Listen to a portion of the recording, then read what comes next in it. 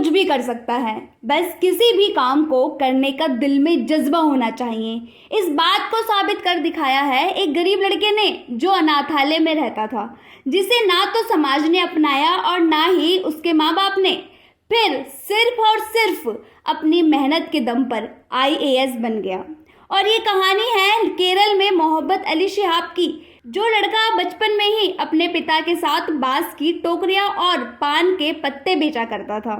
कुछ समय बाद किसी बीमारी के चलते उसके पिता की मौत हो गई और सारी जिम्मेदारियां उसके मां पर आ गई। 5 बच्चों की परवरिश न कर पाने की वजह से उसकी मां ने 3 बच्चों को अनाथालय में भेज दिया और उन्हीं बच्चों में शिहाब भी शामिल था। शिहाब ने इन सब परेशानियों से ऊपर उठकर सिर्फ पढ़ाई पर ध्यान दिया और अपनी मेहनत के दम पर चपरासी से लेकर IAS अधिकारी तक की पोस्ट प्राप्त की।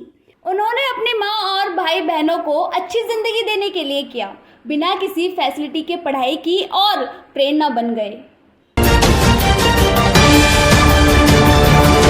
एक और बड़ी खबर, केंद्र सरकार के अधीन काम करने वाली यूनिवर्सिटी ऑफ हैदराबाद, इसने जाति के आधार पर इंटरव्यू में कम अंक दिए जाने की जांच शुरू की है और एकेडमिक काउंसिल हर इंटरव्यू की वीडियोग्राफी कराने पर भी विचार करेगी। इंटरव्यू बोर्ड में डाइवर्सिटी भी एजेंट पर है। हैदराबाद यूनिवर्सिटी के अंबेडकरवादी छात्र संगठन ने RTI के जरिए ये आंकड़े जुटाए थे और इस मुद्दे को राष्ट्रीय मुद्दा बनाया था। अगर आप फ्लाइट में कहीं जा रहे हैं और बाय चांस आपसे कहा जाए कि आपने जो भी फ्लाइट बुक की है वो ओवर बुकिंग है, तो आप अपने हक के लिए अपनी आवाज उठा सकते हैं। Ministry of civil aviation government of India के द्वारा पास किए गए पैसेंजर डाटा में साफ साफ शब्दों में लिखा है कि अगर फ्लाइट ओवरबुक हो जाती है तो कॉम्पनसेशन के तौर पर फ्लाइट के फेयर का 200% और फ्यूल चार्जेस के पैसे देने होंगे। अगर 24 घंटे के बाद फ्लाइट अरेंज होती है तो 200% से 400% हो जाएगा और फ्यूल के चार्जेस भी डबल हो जाएंगे।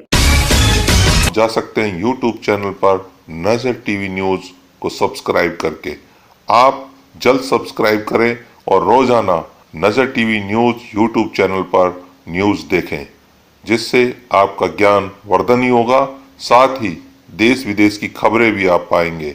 उसके साथ साथ यदि आप हमें न्यूज भेजेंगे आपसे रिलेटेड, तो उसको भी हम अपने न्यूज चैनल में जरूर से जरूर सम्मिलित करेंगे।